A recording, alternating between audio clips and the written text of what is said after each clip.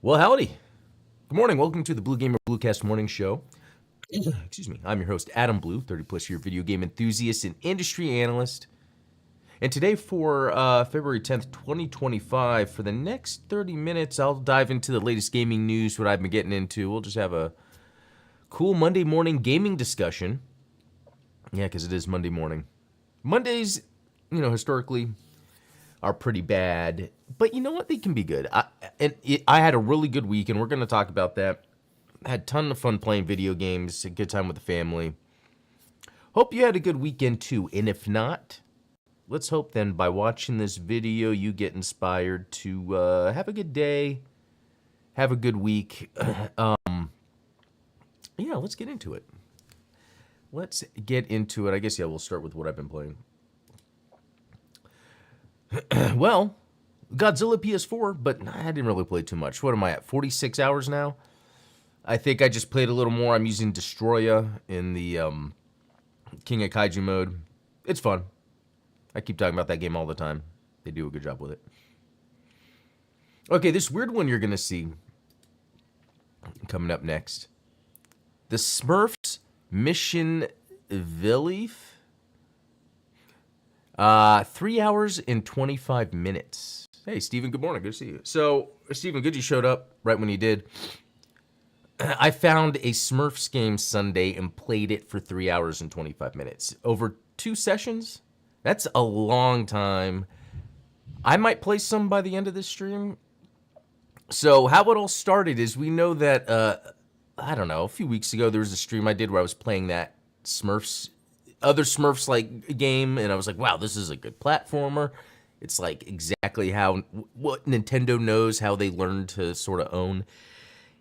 And then what was it? I came across Smurfs 2 thinking that was the sequel, but no, the game that I saw before was the third. And this Smurfs 2 was like a sequel to then another Smurfs game. And people were like, yeah, Smurfs 2 is good, but Smurfs 1 is better. So I downloaded, this Smurfs 1. It was $2 on Humble Bundle, and been playing it, and it's great. Now, yes, Steven, don't worry. I am not going to Smurf myself into a Smurf Explained channel. And that's what's funny about this. I usually talk about how I enjoy things and what I like, how it gets me into something. For the Smurfs, I don't care about Smurfs. I know I watched the show when I was a kid, but I was never attached to it. At least I don't think so. Maybe there's some unlocked core memories when I was super, super, super young. I think there was one of an action figure I had, or a toy. Didn't even have articulation. But the thing this game does is, I don't care about the IP, but the graphics are good, the controls are good, the music is good, and the pacing is excellent. I would even go as far as to say that this is objectively a good game. And I would also say that this is a game that could be studied. It could be, and we'll look at it here in a second, because it's just doing so many things that, at a minimum, a game should do. And then from there, one thing that this game does really well is not pacing of the world and the mechanics, that's good, but pacing of the controls. I noticed as I played, this feels very good and fluid. What's going on? Oh, the sort of animation and the pacing of your character movement sort of has a parallel to when you move the camera, because the camera isn't like move wherever, freeform. It has this little like weight to it, and the weight is similar to moving your character, so it feels very fluid. They had to have thought this zeroed in on it. Anyway, maybe I'll play a little bit at the end of the stream if there's time. And I should explain. It's just a typical third person, or I say third person, but it's like a platformer. But it's similar to Mario Sunshine because you have this. It's a vacuum, but it's a reverse vacuum. Blower, but it's to like clean, so you're like cleaning corrupted places. It mixes like Mario and Zelda, and it's interesting because sometimes it feels like Breath of the Wild, but then sometimes it feels like a Mario platformer. Like, how did they do it? Why did they do it? Okay, Next, Street Fighter 6. Look at that. I've gotten 10 hours into Street Fighter 6 over, what, the past week or two? And here's what I'll say. The single-player campaign that I've been talking about, the World Tour mode, I think is... It's fun, it's charming, but it is super basic. It's almost like if someone just loaded up Unreal and over a weekend wanted to recreate the Yakuza games, like just a section. Because that's what it feels like. It even, it's just like, it has that Japanese charm. The Yakuza games, Dead Rising, I'm sure there's other games that have done this sort of thing, you know. And so that's the thing. As I'm playing it, I'm kind of... When you're playing World Tour mode, you're not really zeroed in, focused in your headspace of fighting game, because then it becomes something else. It's very interesting. So what I did was, I bought this Hori, and I'll change the screen real quick. This Hori 6-button, it's like the Octa Commander. You got 6 face buttons, which I think is important, especially for Street Fighter. Yeah, they have it where you can use the shoulder buttons, but I mean, I'm just sort of used to this anyway because of Sega Genesis, all that. It has the analog stick and it has the D-pad, but it has like a little nub for the camera. So this is like made for fighting games. And then it has like the left trigger, left bumper over here on the right, and on the left, it's left LSB and RSB. Unless it's stick button, I think. I don't know. But you're not using these because you're mainly, just using these. What was really cool about this, I think maybe this is 40, 60, I don't know, on Amazon. But I go down to like other offers or whatever, and there was one for like $31. And that worked out. So anyway, a lot better when it comes to performing moves, having the 6-button face layout. I just have always preferred that. Previous console generations, I've done that. I always go back and remember, like, this generation of not just gaming of my life, it started, and I know why, it started where I wasn't part of the gaming stuff I normally was. Because what happened was, I would say 2017, 2018, I was like, okay, I need to buy less games. I need to sell off my collection. I want to pay down all my debts. I want to buy a house. And I think in that, while I would play the things that would come out, the new stuff, I wasn't keeping up with the niche genres like the fighting, the shmups, and all that. Very interesting. And it's cool because I do have some videos that I've recorded during that time. And the reason I like to record these videos, it's almost like journaling, blogging.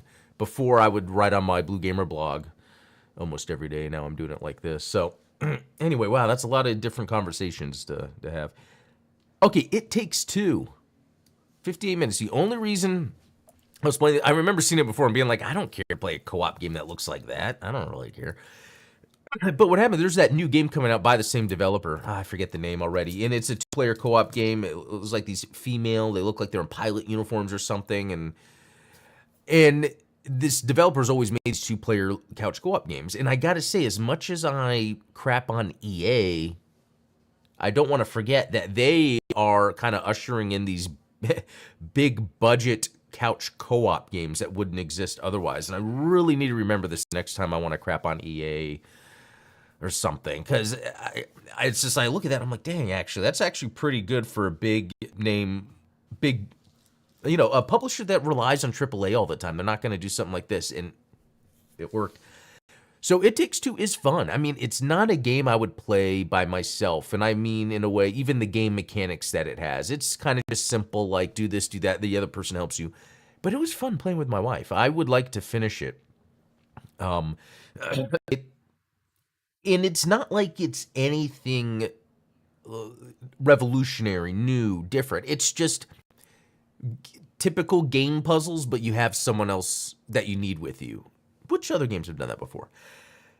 So then after It Takes Two, There's a Way Out, I think is one. And then I think there's another one. And so I want to, maybe play through these. Marriage Counseling, the game.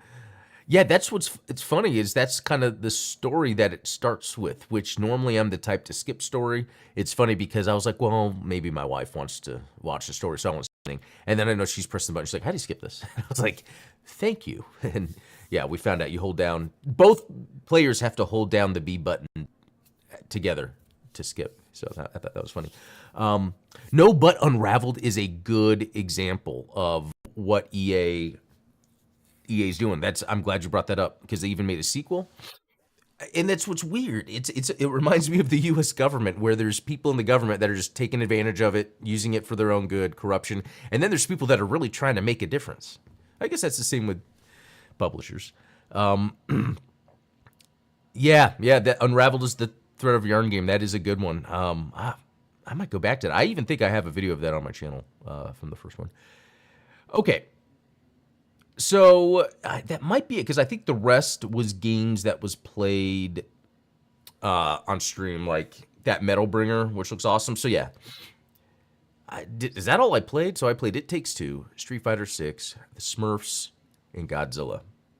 I didn't play anything. I didn't play the Sniper Elite game because I already beat it, and I do plan to go back. I just wanted to kind of give myself some breathing room and beat another game. I almost bought Kingdom Come Deliverance 2 because, yeah, that looks like that's it. Because I've been watching YouTubers play it, and I think it looks really good because it does. So on the surface, Kingdom Come Deliverance 2 almost seems like the type of game I usually avoid, and it's those games that are similar to like an Elder Scrolls, or it's when it's a janky first-person RPG that has dialogue trees, and it makes you think it matters, but as you play the game, it doesn't really matter, and you can game the stuff. What's really interesting about when I'm watching people play Kingdom Come Deliverance 2 is it reminds me of the difference between Elder Scrolls and Dragon's Dogma. It's that same thing, and the reason why a lot of people don't like Dragon's Dogma is because it's like, yeah, there's a quest you got to do, but it's kind of very open, and you never know what's really going to happen, and there's so many systems at play, you don't know how it's going to go. And it seems like that Kingdom Come Deliverance 2 is that type of RPG where it's not, it's very sim-like. So I might like to try that out sometime. Yeah, it'd be. I might, I keep looking for sales. I have a hard time paying full price for games all the time when I'm already buying other games all the time. I try to keep a budget on that.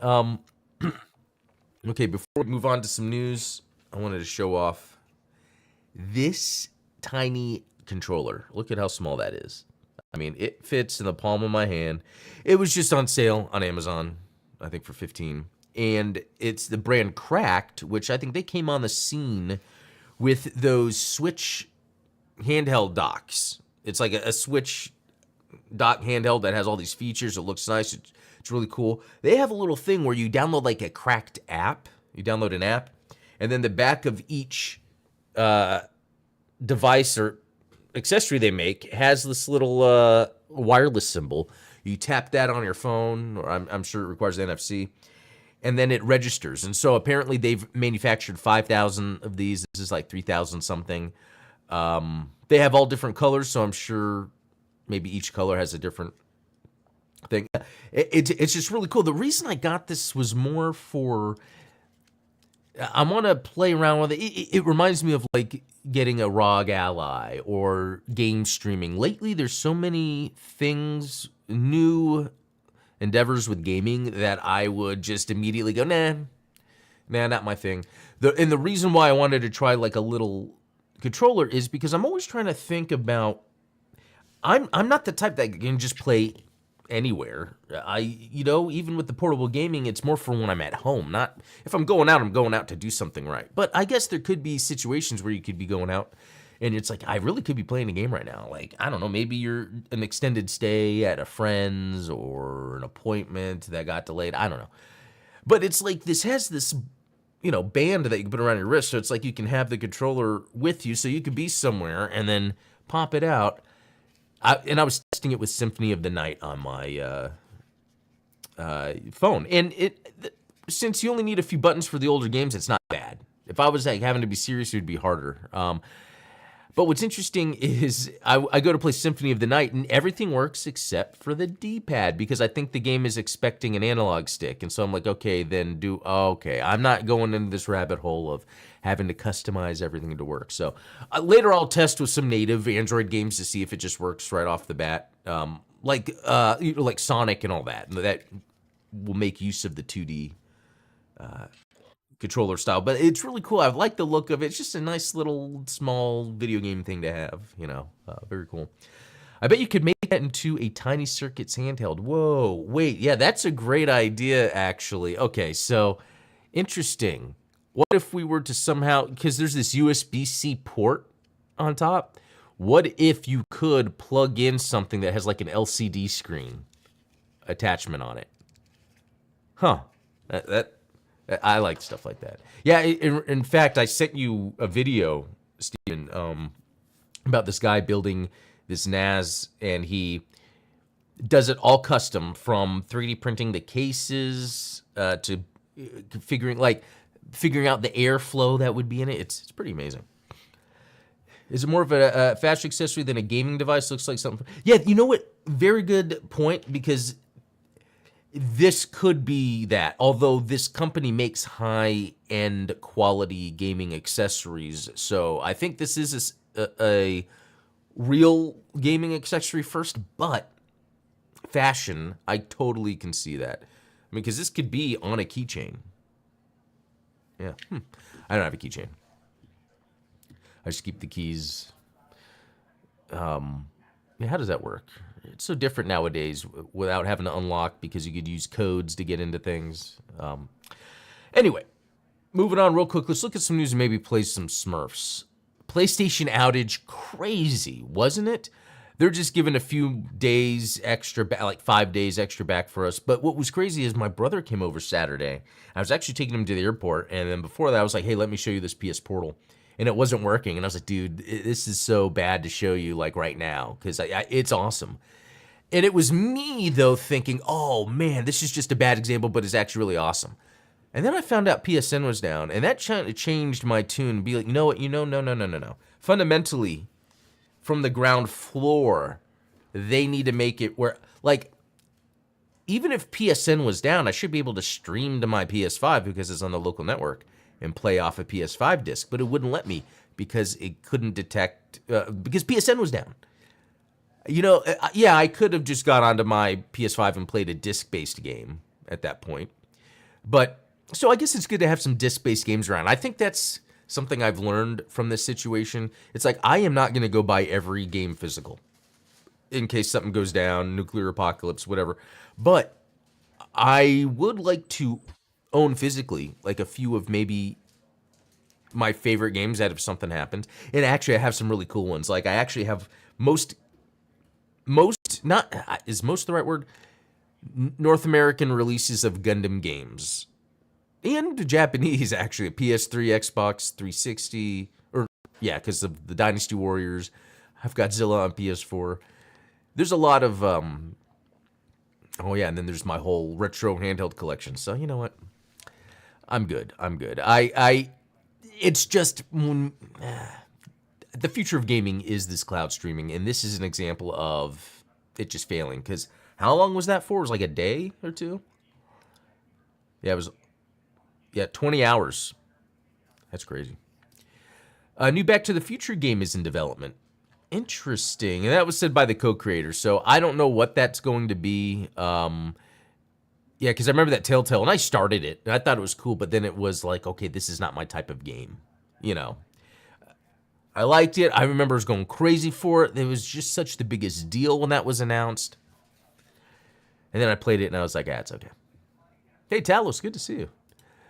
Okay, let's go do some of this real quick. Kingdom Come Deliverance 2, yeah, the only reason I wanted to keep this article up, but I brought it up, is I've been watching people play this. While it doesn't look like it would be my type of game, it looks like I could have some fun with this. I might check it out. Fortnite's upcoming Disney universe has moved to a stable build, insider claims. Okay, just wanted to bring this up to remind, that Disney announced doing this whole Disney meta universe in Fortnite, and they're still working on it, so. Monster Hunter Wilds Open Beta Test 2 may get an extra day due to PSN outage. Yeah, so I just wanted to bring that up because with the PSN outage, I know that there was the Monster Hunter Wilds Open Beta Test, so some people missed out on some of that, which is insane. So let's see, Thursday, February 13th to February 17th, and then this Friday, the 14th to Tuesday, the 18th. Okay. Weird. 13, 14, 15, 16, 17, 14. Yeah, I don't understand how that works. But anyway. Because I was thinking, should I play this? Wilds has been so much fun. Okay, Talos, you're saying it's been fun. I'm wondering, because I was watching...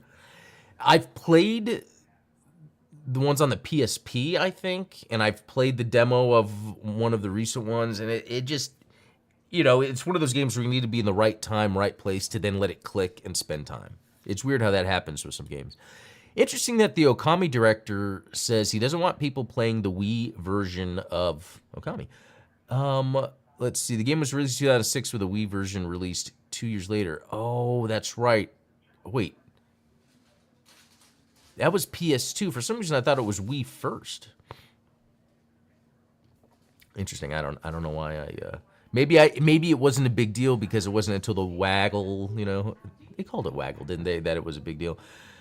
The Wii port was handled by US studio Ready at Dawn. I did not realize that it wasn't. For some reason, I thought the Wii version was the ultimate version. Although I never played much. I played the very beginning of Okami. I didn't play much of it. Huh. That's cool. And so, let's see. The Wii version is not the original. I made the PS2 version. The best version is the HD version. Personally, I want you to play the Wii version. Okay. Okay. All right, so some gaming leaks and rumors. So some interesting stuff. So I guess maybe not. I don't know. There's been rumors about Planet Robobot, which was a Kirby game on 3DS where you get to pilot a mech. It's very badass. I played through and beat the game. Apparently, it's going to be on Switch, which is cool. And it makes sense that it would be on Switch. You know why? Because there's this other... tidbit of information, and it's the fact that fourth quarter 2025, they're re-releasing the Kirby Planet Robobot figure. And, you know, I don't know if that's a data point that is utilized whenever they're researching for games to come out, or, you know, rumored, like, is there an associated merch to go with it? Because with Kirby, it is. And look at this. I mean, I'm not just bringing it up because here's proof of a game rumor that could be true. It's because Kirby can pilot a mech. I mean, this is my type of thing. And this game was fun as heck as well. And that was, again, another reason why I rebought the 3DS was because I realized there's so many games that will never see the light of day on any other console. But it's cool to see that they've started, well, I mean, DS games in general. We have Castlevania DS Collection, which is great. And then this, like, because it's weird to think, for instance, how Sonic Generations, which got this, like, sequel upgrade this past year, they'll never see the 3DS Sonic game because that 3DS Sonic Generations was amazing. It's just crazy. There is that, and then I think that is actually it for news. So we're gonna I'm gonna show you guys a little bit of that. Actually, I'm at a point where there's a bug in that Smurfs game where where pretty much I can't continue. So let's see if we can fix it live. I did some research, and some people came across it too, which tells you something. If this game has a bug and people have been able to come together to solve it.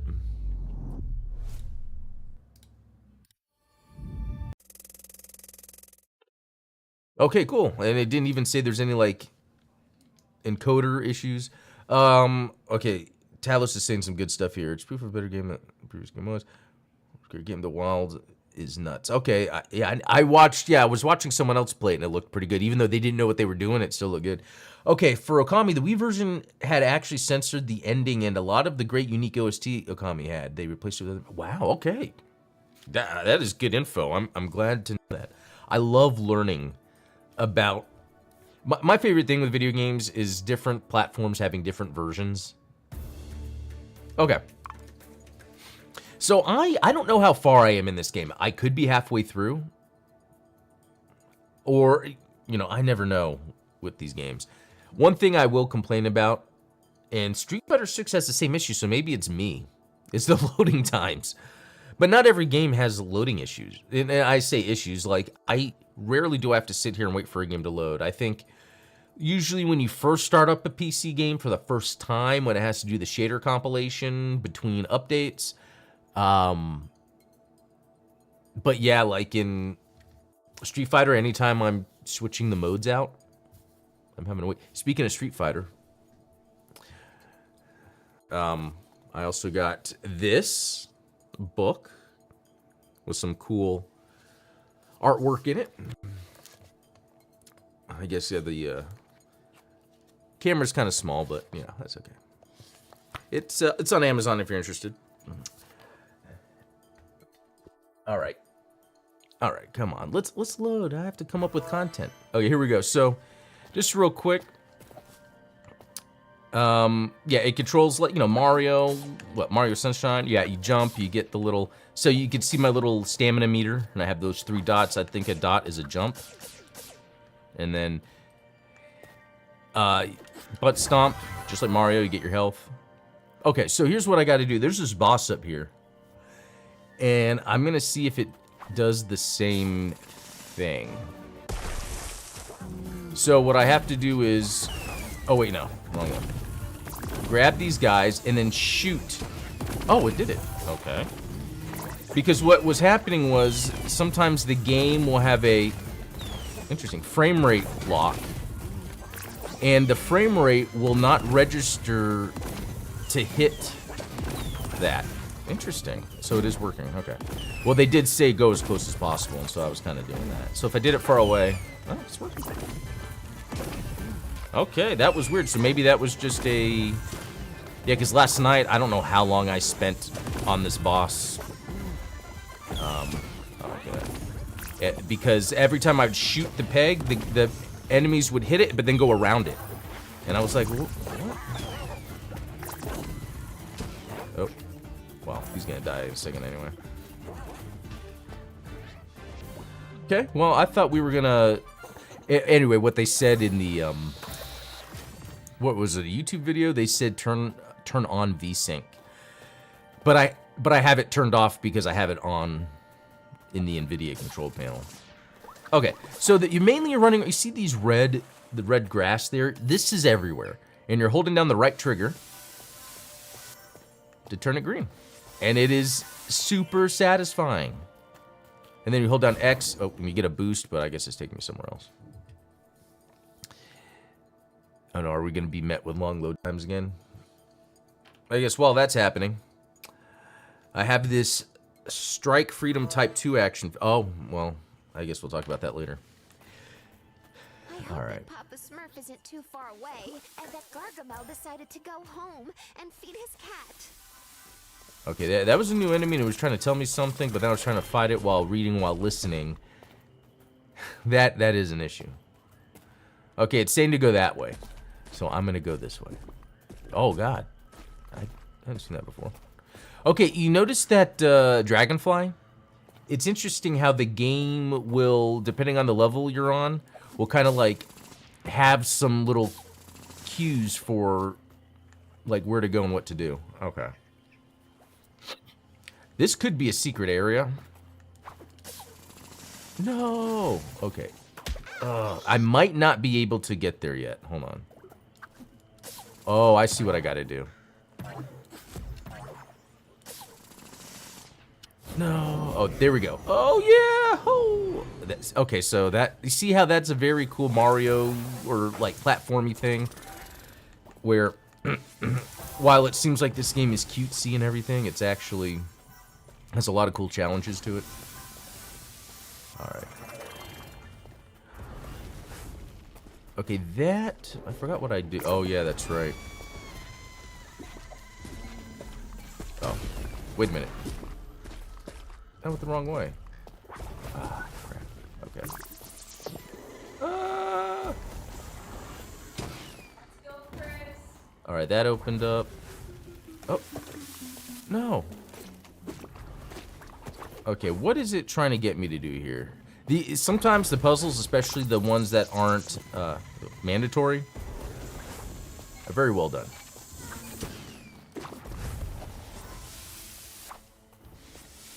Okay, interesting. Is this not meant to... because it wants me to do this. There we go. Interesting combination of mechanics there, right? That I had to do all those random weird things to...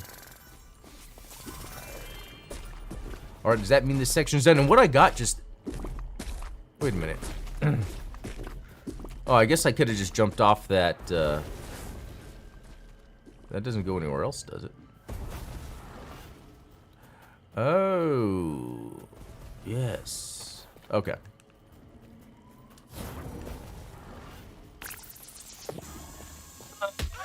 Okay, I did that way too... Okay. There we go. Sending us back. Alright. See that dragonfly? I'm telling you, it's like helping you... See, and there's a dragonfly up there as well. And on like the first level, you're in the village in the forest and all that. It's like butterflies. And you'll see more than one. And it's like, oh, there's that one there, but then that one there. It's like, oh, which way should I go? So I'm obviously going to go the way it's not telling me to go. Well, I didn't realize it is already time. That's how fun this game is. Watch this. Oh, I messed that up. But, okay. I didn't get hit, though. Clear that area out. Is there a secret around here? That's crazy. Yeah, part of the secrets in this game, or what you're doing is, like, for instance, if I hit the start button, you see how it says 27% healed? So this would add up to that percentage. So it really is a lot of, like... I gotta wait for that. Oh, whoa, he's super close to me. Oh, no! Okay, I was able to get to it. Alright, hopefully there's a little, checkpoint up here, because... More barrels. So Gargamel is still here. And he's stocking up a huge supply of something. And there's upgrades. So, like, some of the items you saw me get, and that look like... I forget what they look like. Does it show? Yeah, you see, like, a present, wood scraps, a jar, mushroom. So as you're picking these things up, once you go back to the village, you can upgrade... Actually, yeah, I can show you the upgrades. You can upgrade your kit. And look at all this stuff you can do. I haven't even upgraded everything. Yeah, there's a lot I could do. And you can choose the upgrades, so you can actually make the game play different. Or feel different, depending on how you want to play. Yeah, the... Whoa. Yeah, the yellow paint. Not only... Yeah, there's Dying Light. There... What other games have done that? Was it Mirror's Edge, Uncharted? And that actually gave a good idea. Why not use birds in their droppings, or insects or something as a means to navigate or guide the player? See, that's why I said this game is a study in game design perfection. I'm telling you. It has way more dialogue and cutscenes than it needs to, but that's actually an impressive feat. Okay. All right, I really should get going, but join in co-op mode. I could be playing this with my wife. I don't know if she would dig it, but like this game feels just like a Mario. It feels like a high-end platformer game. Let's see, licensed through IMPS Brussels. Maybe that's who owns Smurfs. This is developed in France. You know, so it could be that Smurfs is more popular. Oh, there's a Smurfs movie coming out. I'm not gonna see it. I don't care. But this game is so fun, and as soon as I'm done with this, I'm gonna get the sequel, which I heard is more of a shooter, but it's still really good. And then I'm gonna get that third one, which I played the demo on stream. That plays like Mario Sunshine. The next one I'm not sure yet, And then that last one plays like Mario 3D World. I can't wait to play later today. I just got to get to work. But all right, all. Had a good Monday. I hope your Monday is awesome. You have a good rest of the week, because I know how Mondays can be annoying, but this is a good Monday. So I'll take care. We'll talk later. Oh, they are popular in the EU. So thanks, Talos. Again, I'm always learning so much. All right, all. We'll talk later, Seal.